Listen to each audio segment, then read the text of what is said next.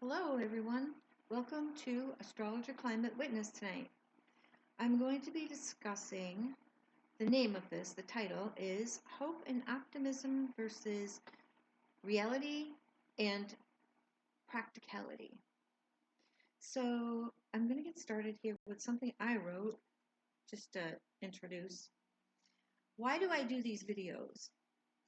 And this is going to come up when I do the reading out of the book, okay? But I'm going to write a little intro to that right now. As I have stated previously, I do them to show that we cannot or should not use astrology to sugarcoat the future or the present. It may be a bit more difficult to do that in regard to the past, although we see those in our world today, how some would prefer and are trying to sugarcoat the past. Anyway, what exactly am I referring to? I am referring to some who only discuss how wonderful the future is going to be, say with Pluto and Aquarius, for instance, referencing how technology like AI and genetic changes in our species will create this a better world that will be all light and love. I know that makes me sound really negative, maybe. Okay, it's not that I don't think that if one works on themselves through meditation, taking care of themselves physically, and keeping positive thoughts as much as possible, is not a good thing or constructive. It is. What I have an issue with is when astrology is used complete to completely negate the reality of the science and the world around us, and don't pay attention to how that's going to actually affect us. By only focusing on the positive, pretty, and optimistic interpretations of the planets and signs, we are practicing avoidance, escapism, and self-delusion. We must incorporate the real world within our interpretations. In the real world, our actions have consequences. This isn't only true of individuals or groups or nations, but also of our species. That's really the biggie right there, of our species. Consequences of how our species has behaved. Now, it's not so much like you want to shake your finger at our species. I mean, we can, but that's not really the point. It has to do with the natural orientation of any species. I'll continue. From the science I am studying, it is evident that our species has been on a long road, and I mean long, to extinction. Once a species gets far enough down that road, the road narrows more and more. There are less and less exits to take to try another path, and eventually that road comes to a dead end. So if you have not already left this video in disgust in regard to my orientation to reality, then you may want to leave now if you are too sensitive to listen to the science that is about to come through your computer. Oh, and I am covering this in correlation to Pluto and Aquarius mainly, and some of the other major cyclical aspects that have and will occur during that have occurred during the last part of the 20th century and the beginning of the 21st century and beyond. Such, for example, the Jupiter-Saturn conjunction in Aquarius that occurred in 2020. Okay, that's my little introduction. Now here is the book, and I've read from this before in the past. Okay, Overshoot by William Catton, An Ecological Basis of Revolutionary Change. And the chapter I'm reading,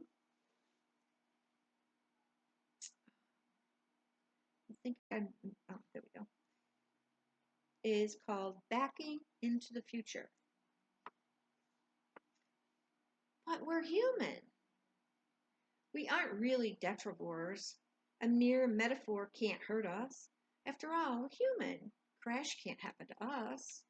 And Detours. I did look that up. It's kind of evident maybe to some, but let me read exactly what I have here. Phone's plugged in. Detours. Here we go. A detrivore is an organism that eats dead or decaying plants or animals as food. Detrivores include microorganisms such as bacteria and larger organisms such as fungi, insects, worms, and some crustaceans. Oh, yeah, you could get in the... No, hon. What? I don't have any food. And I'm going to keep this because I have another word here for you. How earnestly we would like to believe that crash can't happen to us. But believing crash can't happen to us is one reason why it will. The principles of ecology apply to all living things. By supposing that our humanity exempts us, we delude ourselves. It is not just the yeast cells we put into wine vats that bloom. It is not just the recognized detrivores that crash. We have been backing into the future with our eyes too firmly averted from the detrivorous nature of our modern lifestyle. It is time to turn around and see what's ahead. Okay, my poor cat. Cat, you can't come over here. He thinks I've got food. Okay, yes, I feed my cat sometimes when I'm eating. Okay. Whatever the species, eruptions that, okay, this is a complicated sentence. Whatever the species, eruptions that overshoot carrying capacity lead inexorably to die-offs. Okay, I'm going to read that. No, let me tell you the definition of an eruption. Not eruptions, it's eruptions. Very important difference. Okay, here it is. But 2 days before Dothet's most recent piece, the Tallahassee Democrat wrote about a flock of cedar waxwings descending on local gardens. There is a special word that describes the sudden arrival of large numbers of the same species of bird, like flocks of cedar waxwings. This word is irruption. I-R-R-U-P-T-I-O-N. Starts with an I. The article continued. Sometimes eruptions involve a species that is relatively common to an area, but mostly they involve unexpected birds that are seldom seen in the local vicinity. According to the website about.com, an eruption is defined as a dramatic, irregular migration of large number of birds to an area where they aren't typically found, possibly at great distances from their normal ranges. So they're referring to us. Whatever the species, eruptions that overshoot carrying capacity lead inexorably to die-offs. And carrying capacity? He has it right there on the front. Maximum permanently supportable load within a habitat. Maximum permanently supportable load within a habitat. A load of species. Variety of species. Okay. Where'd we go? Okay. Eruptions can happen to any species that gains access to a previously inaccessible but highly suitable habitat. All it takes is for the habitat to contain an abundance of whatever resources are needed by the invading species, and for there to be little population checking pressure from predators and little or no competition from other species having similar niche requirements and living in the same area. These final chapters provide no magic recipe for avoiding crash. Read it again. These final chapters provide no magic recipe for avoiding crash. What are they talking about crash? They're talking about crash with our species. First, it's collapse of industrial civilization. And because of that, there goes our species. There is none when overshoot has already happened. We're already in overshoot. Overshoot's not going to happen. We've been in overshoot for decades. It is in acknowledging that unwelcome fact that this book differs most fundamentally from previous ecological analysis. Facing that fact offers indispensable insights. Even writers deeply concerned with ecological aspects of the human predicament have remained strongly fettered by time-honored cornucopian thought ways. So cornucopia, we can really relate to that as astrologers. We always think of Scorpio, Sagittarius, and Jupiter in terms of cornucopia. Always that bounty, that bountiful thoughts that we should have, you know. That's another thing that kind of gets me. People want to talk about we should have this attitude of bounty.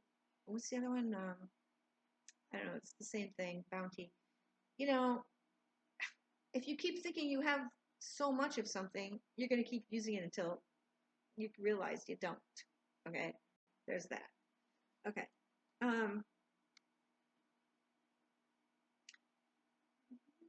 Where did I go? I just lose my place. Okay. Even writers deeply concerned with ecological aspects of the human predicament have remained strongly fettered by time-honored cornucopian thought waves. Many books have tried to persuade readers that if we will all just become ecologically concerned in the nick of time, we may still avert the natural sequel to our excessive success. We didn't become enlightened in time for that. We didn't become enlightened in time for that. But our post-exuberant predicament has had precedents, both human and non-human. We can and must learn from examining them in order to face the future wisely. It has happened to humans.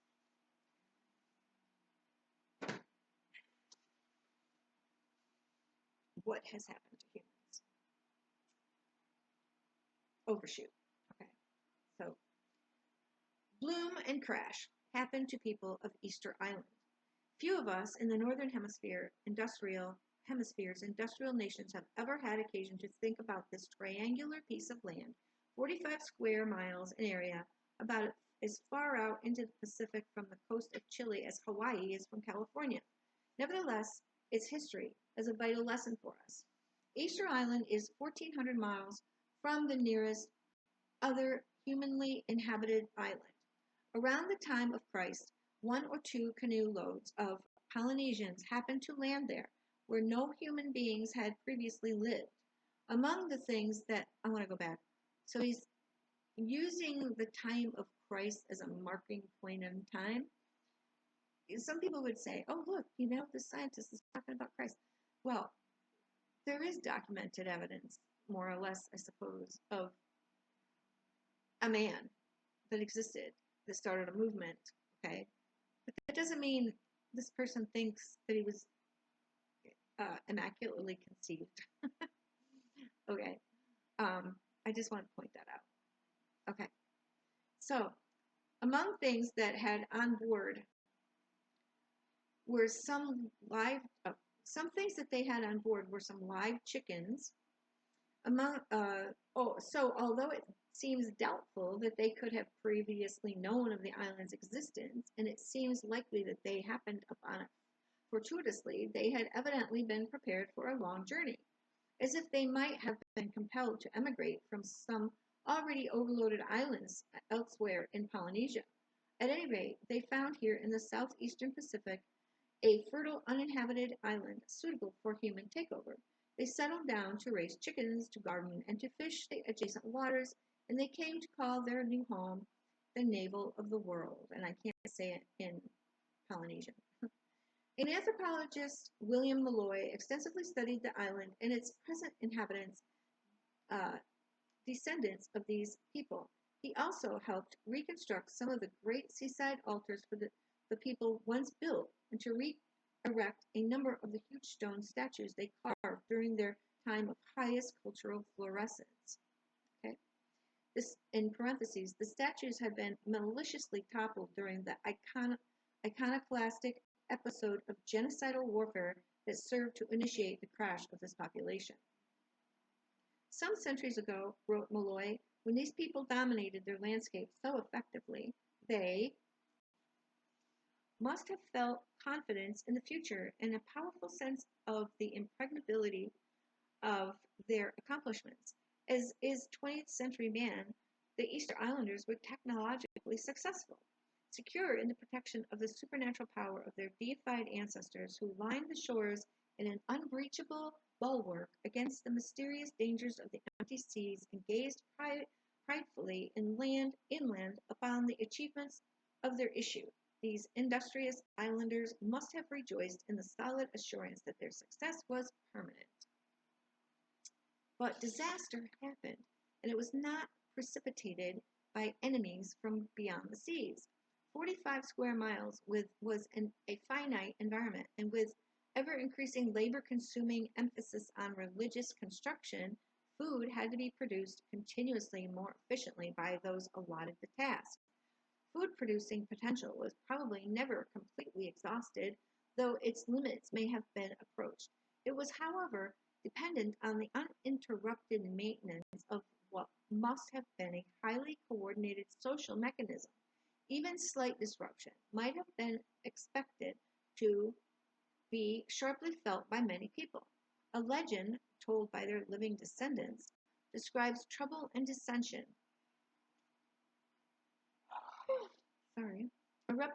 erupting from disagreements about the idea of improving the productivity of agricultural land by removing surface stones and throwing them into the sea.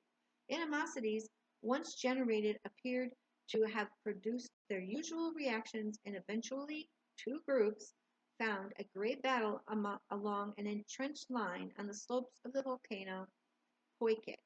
I guess that's how you say it. One group was said to have been all but exterminated. The resulting social chaos persisted, and the survivors continued to suffer high mortality from various causes. Both by radiocarbon dating and by genealogical research, the time of this conflict has been set to about 1680. Survivors degenerated into continually warring bands who burned crops, molested fishermen, and actually hunted people for food. To this day, said Malloy, the locality speaks eloquently of catastrophe, hopes unfulfilled, and projects suddenly abandoned.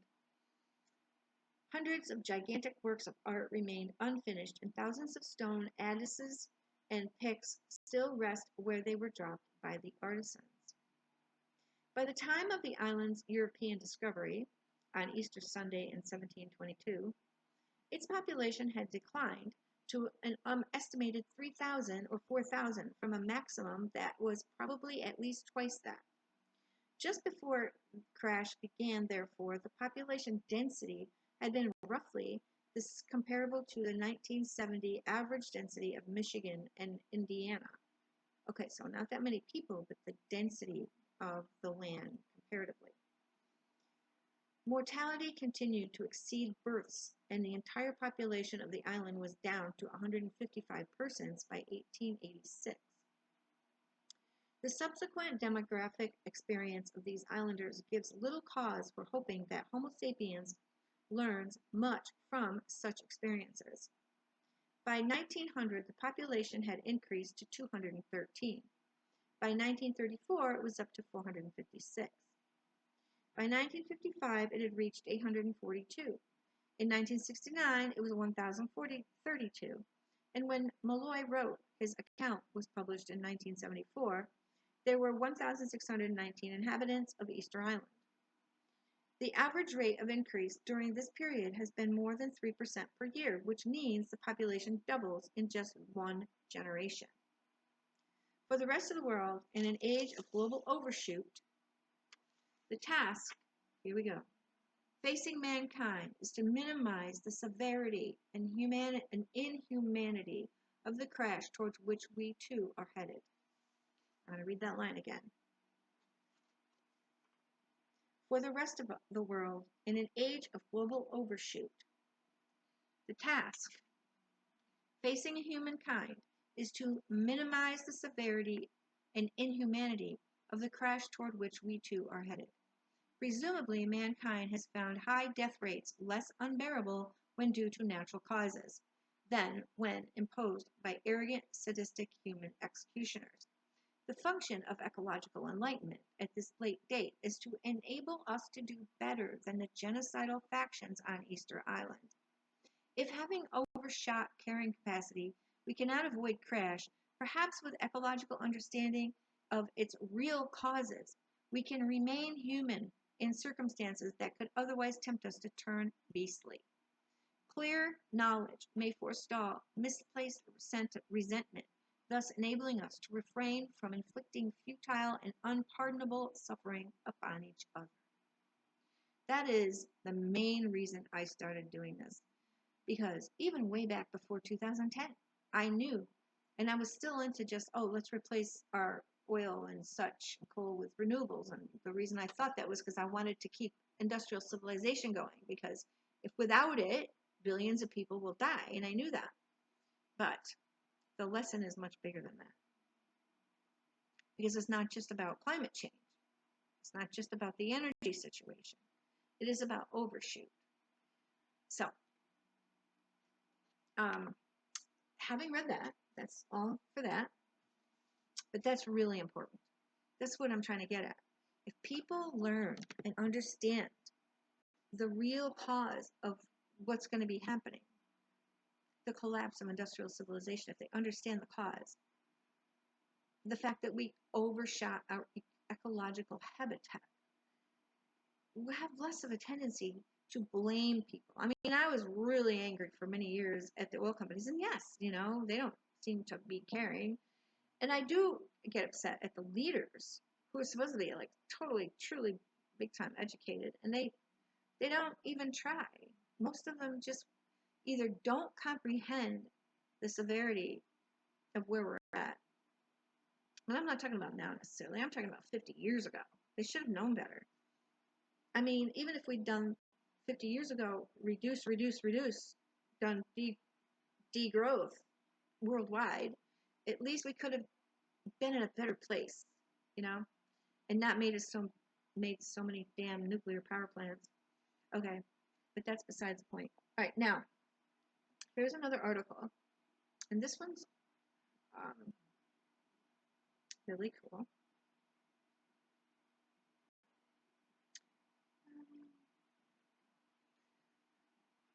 A history of humanity's future. Okay, so this is somebody telling about what happened to us down the road. They're talking, and they're telling about the past, which is now, and a little bit forward. But the things that you're hearing that will be happening are going to be happening because of the physics and the ecological breakdown of our planet. Those are not made up. Okay. And if you think that I'm going to have to do more writing or reading on why more technology is not going to help. Every time you tear up a piece of land, you're destroying that habitat. And people don't understand the mass destruction that we've done. They think, okay, you know, we're going to save this little piece over here and we're doing good, right?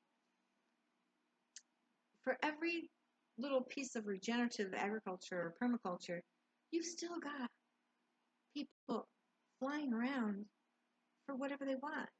I saw an article a week or two ago where the rich are using their private jets like Ubers, basically. You know, it's like, and that's just one teeny example. It's our mindset that humans can do and have anything they want, and it doesn't matter because the planet's so big and it's so wonderful and beautiful, and yeah. Okay. Our variety of human species, Homo sapiens sapiens, emerged from out of bands of more primitive yet contemporaneous older variants of humanity well over 200,000 years ago and rapidly expanded in both their numbers and the range of their occupancy on our planet. The competitive pressure by this efflorescence of human sapiens sapiens against the older variants of humanity reduced the numbers of the latter to the point of extinction over the course of 1,600 centuries, leaving just our variant of the human species to range over the earth for 40,000 years up to the beginning of the 21st century. The story of our species from then up to the present moment is the subject of this work. Okay, so they're talking about Neanderthals and Denisovians, I think that's how you say it, Denisovians, which are more on the eastern hemisphere. You know, we basically overran and bred with some of these species. So yes, they are still, some of their genetics are part of us. But yeah, we were the ones left because of the way we are, I suppose. Okay. During at least the decade prior to CY 2032, I forget what CY is, I should have looked that up, but it's like BC, AD, that sort of thing. So the year before 2032, planet Earth had experienced a continuous sequence of weather events, catastrophes spawned from an immense and increasingly powerful undercurrent of climate change.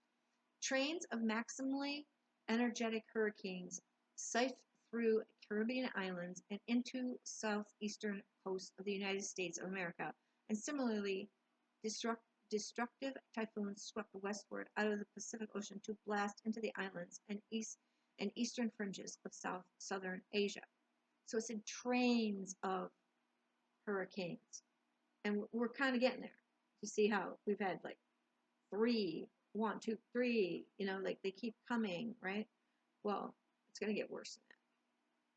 Wildfires that spanned the horizon burned for months across huge swaths of land desiccated by drought, whether scrub desert, rolling grassland hills, seemingly limitless prairies and taiga, or logged out withered jungles, and on every continent except Antarctica.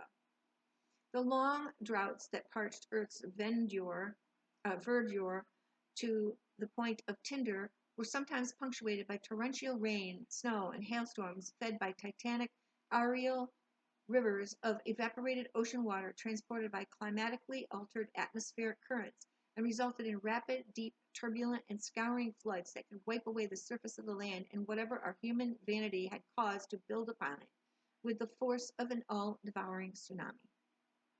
That's what happened in North Carolina, etc., and up. That's what happened. It devoured the land, wiped it clean, changed the landscape, the terrain, so that they've named it a geologic event, similar to an earthquake. The excess heat energy firing the greater wrath of Earth's weather was stored in the oceans, landmass, surface layers, and atmosphere, and had been accumulating for over a century because of the capture by carbon dioxide gas, primarily, of radiant heat emitted from the surface of the Earth as a cooling phenomenon, and thus preventing it escape into the space. That carbon dioxide gas, along with methane, nitrous oxide, and several similar heat-trapping molecular gases, had been exhausted into the atmosphere as waste product of energy production by the combustion of fossil fuels for humanity's industrial, recreational, and personal uses.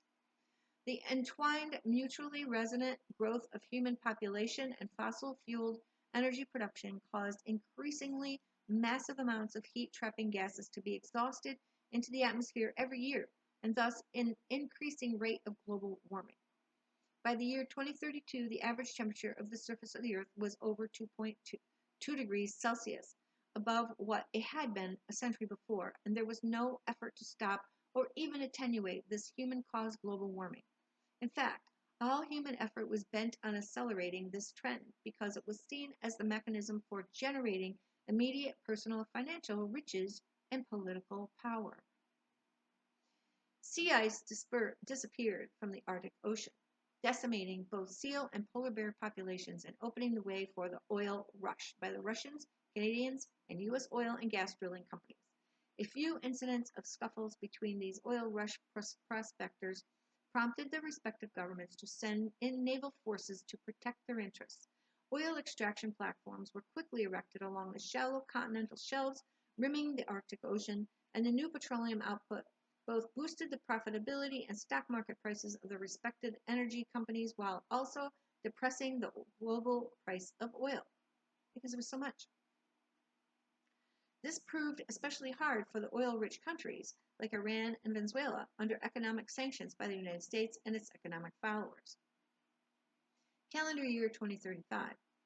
Methane had been bubbling up from the East Siberian Shelf for over 20 years because of the ocean warming and tundra permafrost melt, but the rate of such emission increased significantly after 2032. In 2033, summer fires along the northern shore of Siberia ignited steady plumes of erupting methane, and the incidence of these natural gas flares spread out to the sea over the East Siberian shelf. In 2034, an oil spill from a shallow water Russian oil well was touched off by offshore methane flames, and a conflagration was quickly spread about the area. Unfortunately, there was loss of life and an increase in the ignition of seed-based gas flares. I hope you're letting all this sink in. I know you're sitting there going, what should I do? What can I do? Right?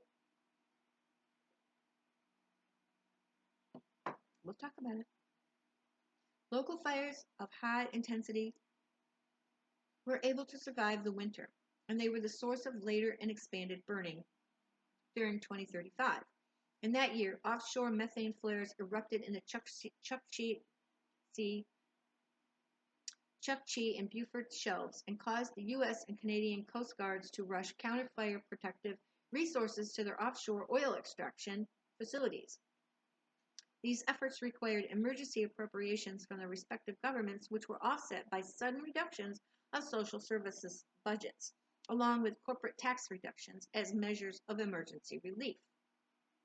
All of these activities greatly increased the presence of naval forces in the Arctic Ocean in an effort to protect the corporate economic assets associated with each of the Arctic oil rush nations, and to erect militarized cordon sanitaires to keep rival and dirty methane flare-initiating oil prospecting operations from infecting declared exclusive economic zones.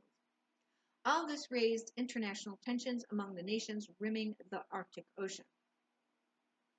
The average concentration of CO2 in the atmosphere reached 473 parts per million, and an unprecedented melting and sudden calving of glaciers all along the southern coast of Greenland occurred on April 15th of that year. Sea level rose 1.7 meters, though it took till mid-October for that effect to become stabilized and uniform across the globe. Now, think about that. 1.7 meters. A meter is 39 inches, okay, if I remember correctly. Okay, so it raised that. But you got to remember, it's not just about the sea level rise. I mean, this is bad, right? But it's about the storm surge that's bad.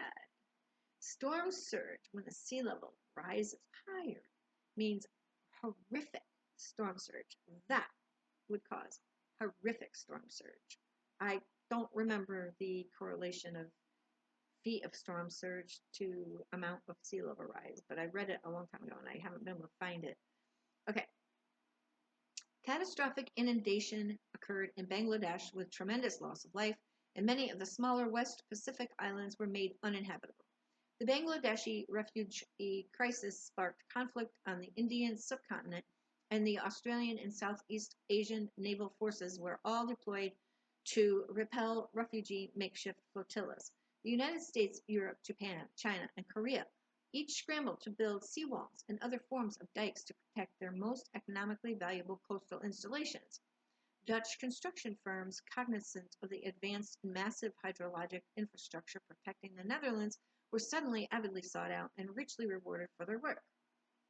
Again, monies for such construction was appropriated on an emergency basis at the cost of social welfare programs. One tragic loss to the world culture was the inundation of the city of Venice.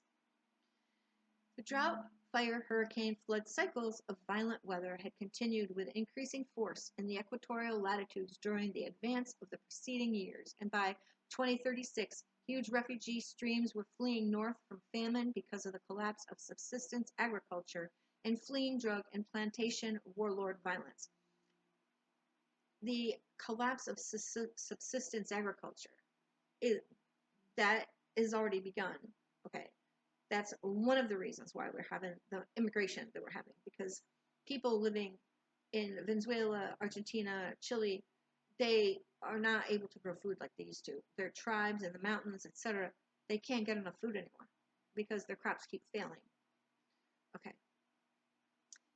Similar refugee streams attempted to flee north from Africa across the Mediterranean Sea, from sub-Saharan lands devastated by the combination of drought and overwhelming plagues of locusts. as in the Western Pacific, European and American navies were deployed to repel northward bound refugee flotillas. There were reports, impossible to substantiate, of a few incidents of the sinking of refugee ships by drone bombs. Social unrest increased everywhere. Uniformly, the wealthiest strata of societies increased their efforts at personal enrichment and for government subsidies and tax reductions for their associated corporations, all at increasing cost to public concerns and especially social welfare programs and charitable institutions for the poor.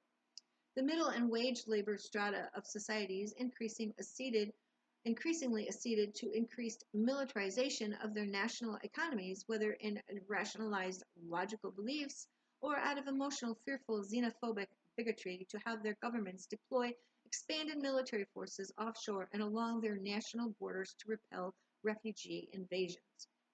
So the countries like ours, who have benefited from all the fossil fuel innovations and progress, so to speak, we benefited. Other countries didn't necessarily benefit to the point that we have, the undeveloped countries, South American countries, etc., etc. And now they're suffering the consequences first. And are we allowing them to come and be supported by us, even though we were the main cause of the ecological destruction in the first place? No. See, this is what I'm talking about. If people understand the causes of what's going on, I think it would help. But I'm probably Pollyannish even in that, right? Okay. Such sentiments quickly hardened with the sudden outbreak of disease epidemics feared to become pandemics spread by refugees. Indeed, epidemics were breaking out more often as the globe warmed and pathogens, old and new, some unlocked from the thawed tundras, expanded latitudinally. Also, tropical bacterial and parasitic pathogens were expanding their range northward with the increased warming. The increasing fractional capture of GDP by military establishments because of all of this boosted the financial gains of war industries and wealthy investors. The fraction of American citizens now living entirely mobile lives in campers, vans, trucks, and trailers, or cars, or even on foot, now reached 1% of the population. It doesn't sound like much, but it is. Sentiments similar to the us versus them attitude taken by national populations towards foreign refugees now began to spring up domestically by homeowners, colloquially called the settled, toward their fellow citizen transients, the unsettled. And many local police forces were morphing into militias, manning internal cordon sanitaires, protecting wealthier areas. Commendably, there were new and spontaneous popular charitable efforts of both mutual and unrestricted aid, but these occurred only at and among the lower economic strata of societies, and they were often fragile against disillusion by forces of social negativity and occasionally of criminality. Calendar year 2039. This was a year of major disaster. The CO2 concentration reached 489 parts per million, and the average global surface temperature was now 2.4 degrees Celsius above the temperature of the late 19th century and early 20th century.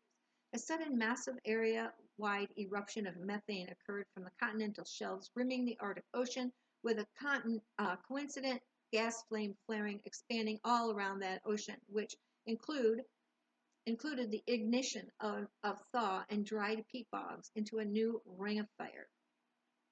By the end of the year, the CO2 concentration had leapt to 510 parts per million, while the initial methane concentration in the atmosphere above the Arctic continental shelves had skyrocketed. The extensive and expanding flaring there burned a significant portion of that methane to carbon dioxide. That's what methane turns into. And carbon monoxide. At higher altitudes, much slower paced oxidation also converted some methane to carbon dioxide and carbon monoxide. In any case, the total load of greenhouse gases in the atmosphere had been vastly increased, and the pace of global warming accelerated beyond all previous experience. By the end of the year, the global surface temperature had reached 2.6 degrees Celsius above the early 20th century datum. Calendar year 2041. The average global temperature broke through 3 degrees Celsius above the datum. The CO2 concentration reached 518 parts per million. For a decade now, Australia had been experiencing wildfires that burned continuously throughout the year. Since the methane burp of 2039, those fires had been expanding into horizon-to-horizon flame deluges that raced toward the coast. The much expanded Australian Navy was frantically busy shuttling between open ocean refugee repulsion missions and amphibious coastal operations of wildfire victim evacuations. Despite strident outcry by Australian environmentalists and significant portions of the Australian public against the further Australian coal exportation to China, that economic activity expanded because it was one of Australia's few remaining sources of revenue that helped pay for its mushrooming military and naval expenses and firefighting costs, since much of the agricultural and livestock industries had been burned away. Also, there was some absorption of agricultural and animal husbandry unemployment into expanded coal industry labor employment. Desperate people will do desperate things to eat. Calendar year 2042. Summer heat deaths in Europe expanded significantly, and many European governments established watering and relief stations throughout their cities and public parks, squares, and plazas. Too many medical emergencies were now occurring of people collapsing in the streets and public transit from heat stroke to respond to them individually from just the traditional fire, ambulance, and emergency services facilities of the past. Ominously, in an increasing number of localities, these stations were also water distribution sites for rationed water.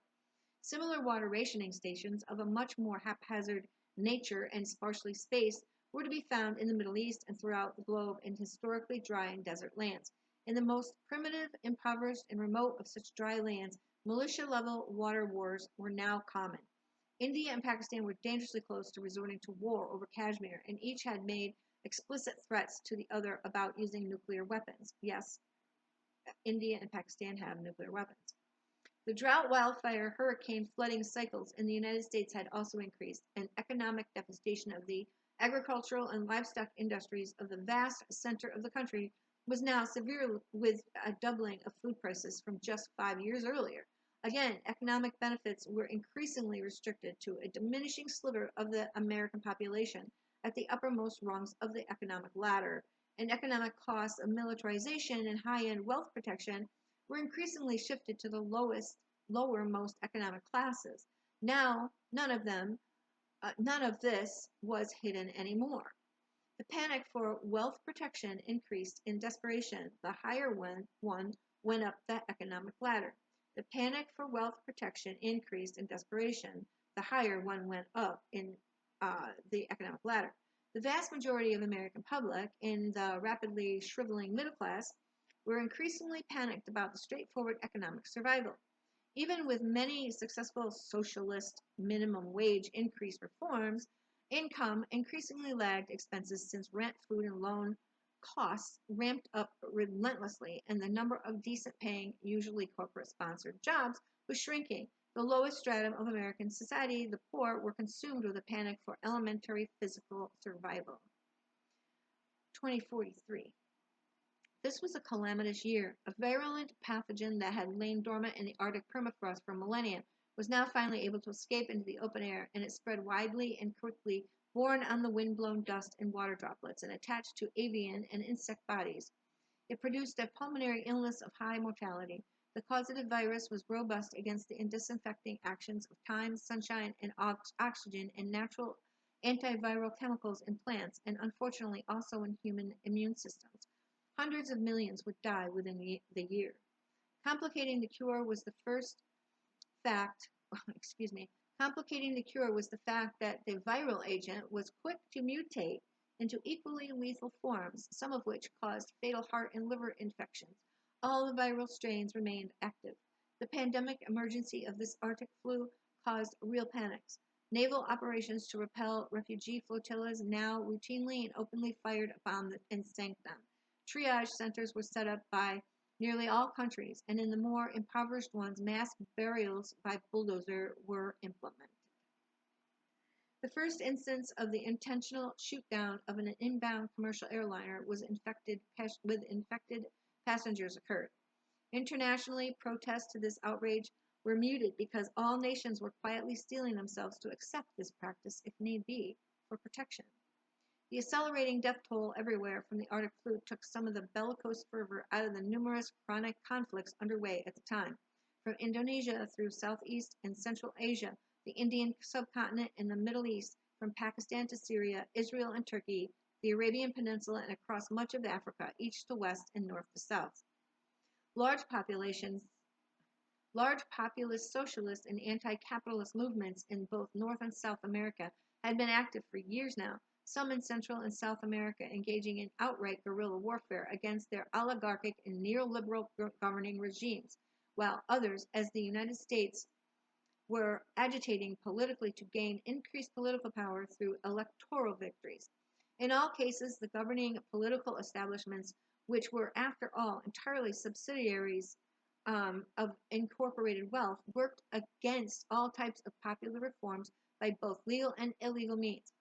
The undermining of populist and socialist electoral campaigns was standard, as were election interference and tampering by establishment agencies, both private and governmental.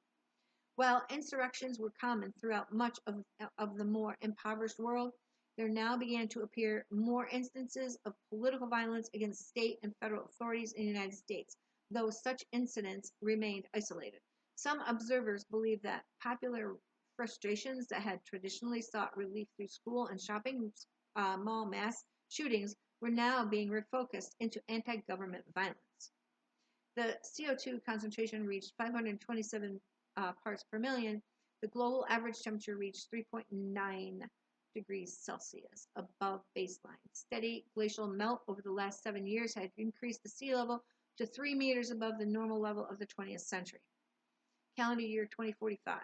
By now, large coastal areas everywhere were inundated to some degree. Continental interiors were becoming unlivable, and internal social unrest and politically destabilizing pressures had reached levels that were between frightening to nearly overwhelmingly, depending on the degree of, let me start that again. By now, large coastal areas everywhere were inundated to some degree. Continental interiors were becoming unlivable, and internal social unrest and politically destabilizing pressures had reached levels that were between frightening to nearly overwhelming, depending on the degree of development of the society in question and the extent of the firepower, militarized police forces, and security infrastructure its government had available for social control. The Arctic flu was now reducing national populations at noticeable rates. For years already, wealthy individuals had been building underground bunkers, retreats both at home and abroad, intended to house them for long periods with stores of food, water, energy supplies, with air filtration and disinfection systems and waste disposal systems. For the most well-heeled, such bunkers redoubts would include standalone air and water generation, recycling, and repurification systems. The super wealthy would have a colony of such clustered shelters so as to maintain protective private militaries around them as well. New Zealand did a brisk business of catering to the high-end real estate demand. The CO2 concentration reached 535 parts per million that year. Average global surface temperature reached 4 degrees Celsius above baseline. No reliable cure had yet been found for the Arctic flu, and massive famines added to the death toll from the flu. Because of the shrinking area of previously habitable terrain, due to unbearable heat and dry continental interiors and inundation of coastal areas, human crowding was very uncontrollably increased and fueled social unrest and insurgencies, and this despite the population reduction by Arctic flu. The ski industry everywhere had collapsed due to year-round elevated temperatures and lack of winter snow. Marine life was rapidly dying out, and the seafood industry was well as subsistence fishing was in sharp decline. Severe earthquakes in California, Iran, Turkey, Japan, Missouri, and Tennessee, and volcanic eruptions in the Philippines added to the chaos and misery in their respective countries. A rebellion broke out in western China. Israel, Saudi Arabia, and Iran exchanged missile attacks for aerial bombardments in an uncoordinated manner. On August 9th of that year, a nuclear bomb exploded in Pakistan. After 2045, global communications and the air travel became more erratic, and it became increasingly difficult to acquire the data necessary to form a comprehensive picture of global events. That part's scary. The prospects for peaceful international cooperation in facing many of the current difficulties seemed exceedingly dim. 2046. It was now clear that the world had lapsed into isolationist regionalism with severe social unrest or insurrections and wars within each region. The American government completed vast underground complexes from which to operate in future. Fatal pandemics continued. Attacks had been made against satellites and space platforms, and it seemed evident that weapons platforms had been put into Earth orbit, conceivably with nuclear-tipped missiles. Nuclear explosions had occurred on the Eurasian landmass. Radioactivity levels in the atmosphere were rising. The average citizen came to realize he and she was going to be left out on their own. There wasn't enough room underground for everybody. 2049. We saw the night sky whitened and glow red for hours. Liquor stores and gun shops were looted with abandon. Electrical power and electronic communications failed. What was happening elsewhere was unknown. People hunkered down with their families around here, or else fled in their cars if they had saved up gasoline to use. I will report more later, given the opportunity.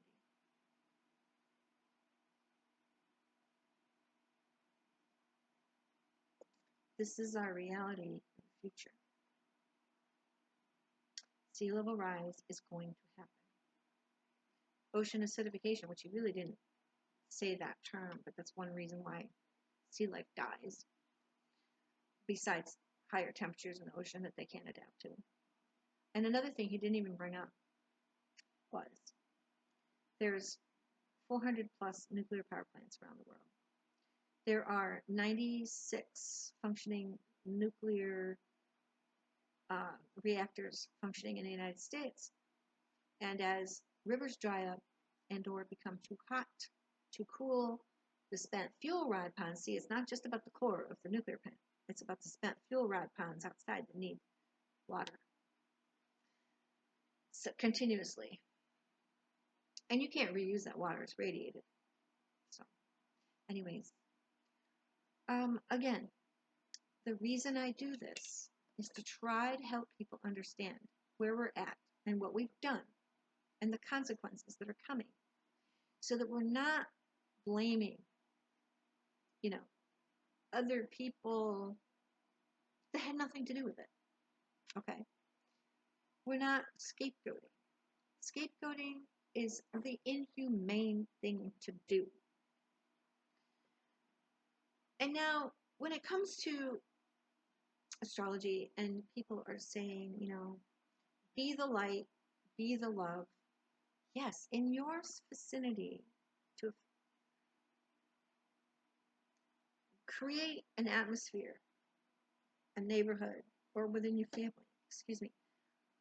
that is positive, so that people can work together to help each other. That's a very important thing to do. I'm not negating that. But we must keep in mind that we are small systems within a little bit larger systems, and larger, like the individual within the family, within the neighborhood, within the region and state, and within the nation, and then on the earth. What we do matters. How we think does matter, but you have to know stuff. You can't just think why something's happening, that there's lasers from space, or that the government's doing something on purpose. See, I'm not going to stand up for the government. They haven't paid attention to this enough, and this is where we are. I'm not clapping for the government, no way. And it doesn't mean the government's not going to do stupid, awful things in the future because they'll be desperate, and that they haven't already. Of course they have.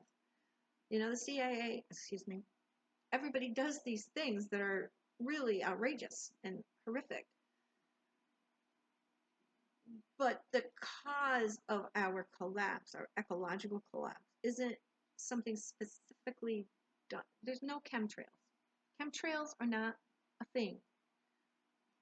Contrails are water evaporation from jets and airplanes. They were there when I was a kid. We used to see them in the sky. It's just that you see so many more now because I'm 67. There's going to be more because air flight is a way, there's much more of it than there was when I was a kid in the 60s. So yeah, there's a lot more of those things, and they crisscross at times. There are scientists who want to do geoengineering, but if we do the geoengineering by putting those chemtrails, or whatever you want to call it, the sulfur, nitrate or whatever, into the atmosphere, you have to constantly do it for the rest of our lives, and we don't have the fuel for that. I'm going to really zero in on the peak oil situation next time, I do believe. I'm going to get the information for that. So I'm going to have to do one of these again soon. I try to present things and make it correlate to what's going on. Oh, I didn't even talk about the other aspects of things. 20 years, we're going to have, 20 years from 2020, we'll have another Jupiter-Saturn conjunction in an air sign. And so, I think it switches. I'm going to have to do some work on that. At the moment, I can't think of it. But, we didn't learn the lesson when Jupiter-Saturn conjunct in Aquarius. Some people kind of did, but most of us didn't. It's not a population-wide lesson learned. We keep saying, oh, if we do this or that, or people do this, and we all incorporate positive thought. Not everybody does that. So, again, if you do what you can do in your small little way, yes, your family, your group might be uplifted. And if they're uplifted, maybe they'll uplift people on the outside. But the powers that be, they're the ones pulling the strings, and they're not changing. So I'm going to look up some more things, more specific. But hopefully you'll come back and haven't been too torn down by what I just read. And I'll tell you why. Making mass amounts of CO2 sucking machines is not the answer. Okay, we can go into some of the science on that, etc., etc. Okay, I better go before I start talking about something else. I made just one thing. I painted this. I got more work to do on it, but I got to put a plant in it pretty soon. I'm trying to do these little things to sort of make myself feel better, use my Venus in a positive way, I guess you could say. Okay, thank you for coming. Thank you for listening. Hope you return. Bye for now.